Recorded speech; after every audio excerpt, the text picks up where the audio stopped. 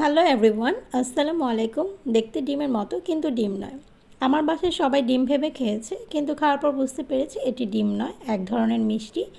এই মিষ্টিটির নাম হচ্ছে ডিম মিষ্টি। খুব অল্প সময় তৈরি করে নেওয়া যায় এই মিষ্টি। শেয়ার করছি এই ডিম মিষ্টির রেসিপিটি।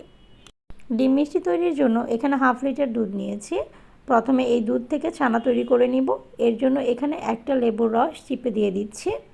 লেবু রসের পরিবর্তে এখানে ভিনেগার বা তেঁতুল দিয়েও ছানা তৈরি করা যায়। তেঁতুল দিলে ছানাটা আরও খুব তাড়াতাড়ি তৈরি হয়ে যায়। চুলার আঁচ মিডিয়ামে রেখে ছানা তৈরি করে নিচ্ছি। ছানা হয়ে গেছে। ছানা তৈরি হয়ে যাওয়ার পর আর খুব বেশি এটাকে ফুটাবো না, কিছুক্ষণ পরে এটাকে নামিয়ে ফেলবো। একটি স্ট্রেনারের সাহায্যে এই ছানা থেকে ছানার পানিগুলোকে আলাদা করে ফেলছি। আর ছানাতে একটু চেপে চেপে পানিগুলোকে ভালোভাবে ফেলে দিচ্ছি। এই ছানাকে একটি ফ্রাইং প্যানে নিয়ে নিচ্ছি। তারপর এর ভেতর 1/2 কাপ চিনি দিয়ে দিচ্ছি। যে যেমন মিষ্টি পছন্দ করেন সেভাবে চিনিটা দিয়ে নেবেন। তারপর ঘি দিয়ে দিচ্ছি 1 চা চামচ। ঘি আর চিনি ভালোভাবে ছানার সাথে মিশিয়ে নিচ্ছি, চুলার আঁচটাকে মিডিয়াম লোতে রেখে। চিনিটা একটু মিশে যাওয়ার পর তারপর এখানে জর্দা রং দিয়ে দিচ্ছি 1/2 টিস্পুন। এখানে যে কোনো অরেঞ্জ ফুড কালার ইউজ করতে পারেন, আমি এখানে জর্দা রং ইউজ করেছি। এরপর সামান্য একটু লবণ দিয়ে দিচ্ছি মিষ্টির ব্যালেন্স হওয়ার জন্য। তারপর এটাকে ভালোভাবে পানিটাকে টানিয়ে ফেলবো। ছানা থেকে পানিটা টেনে যখন ড্রাই হয়ে যাবে, ভাজি ভাজি হয়ে যাবে, তখন এটিকে নামিয়ে ফেলছি। ছানাগুলোকে একটি প্লেটে নিয়ে একটু ঠান্ডা করে নিয়েছি। হালকা গরম অবস্থায় আছে। এই হালকা গরম অবস্থায় থাকাতেই এটাকে একটি বল করে নিচ্ছি। এটা গোল বল করব না, একটু লম্বাটে শেপের বল করে নিচ্ছি। ছানাগুলোকে একটু চেপে চেপে টাইট করে বল করে নিচ্ছি, যাতে বলগুলো খুলে না যায়। বলটা অবশ্যই একটু লম্বাটে শেপের করতে হবে। এরকম লম্বাটে শেপের বল তৈরি করে নিয়েছি। এখানে আবার 1/2 লিটার দুধ নিয়ে নিয়েছি। এর ভেতর 1/2 কাপ পরিমাণ চিনি দিয়ে দিচ্ছি। আর এখানে ভ্যানিলা এসেন্স দিয়ে দিব 2 থেকে 3 ফোঁটা। এখানে এলাচের গুঁড়াও দিতে পারেন। এরপর আগার আগার পাউডার দিয়ে দিচ্ছি 1 চা চামচ। এখানে আগার আগার পাউডারটা মাস্ট দিতেই হবে।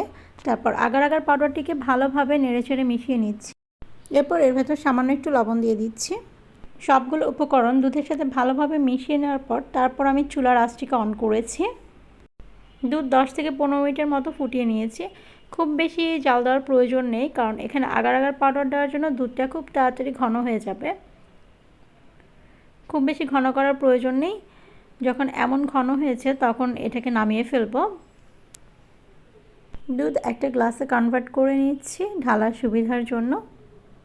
6টা ডিমের খোসা খুব ভালোভাবে ধুয়ে পরিষ্কার করে নিয়েছি। খোসাগুলোকে ডিশওয়াশার দিয়ে ধুয়ে ক্লিন করে নিয়েছি, যাতে ডিমের কোনো বাজে স্মেল না থাকে। এর ভেতর লিকুইড মিল্কটা ঢেলে দিচ্ছি। প্রথমে ডিমের অর্ধেক পরিমাণ ঢেলে দিচ্ছি।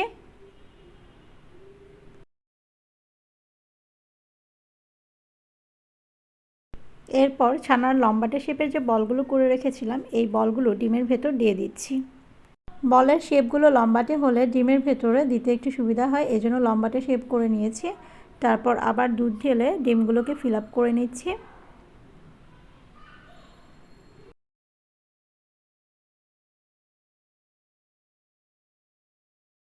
এখন এই ডিমগুলোকে ঢেকে ফ্রিজের নর্মালে রেখে দিব 2 থেকে 3 ঘন্টার জন্য। খুব ভালোভাবে ডিমগুলো ঠান্ডা হয়ে যাওয়ার পর তারপর এটাকে বের করে আনবো। আমি 3 ঘন্টা পর ফ্রিজ থেকে ডিমগুলো বের করে এনেছি। ডিমগুলো যখন ভালোভাবে ঠান্ডা হয়ে গেছে তারপর এগুলো বের করে এনেছি। এখন ডিমগুলোর খোসাগুলোকে ছাড়িয়ে নিচ্ছি।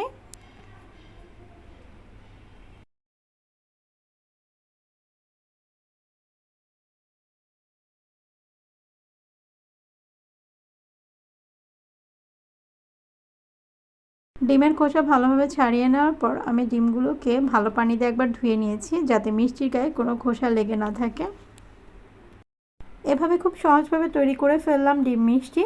এটি দেখতেও সুন্দর আর খেতেও খুব টেস্টি।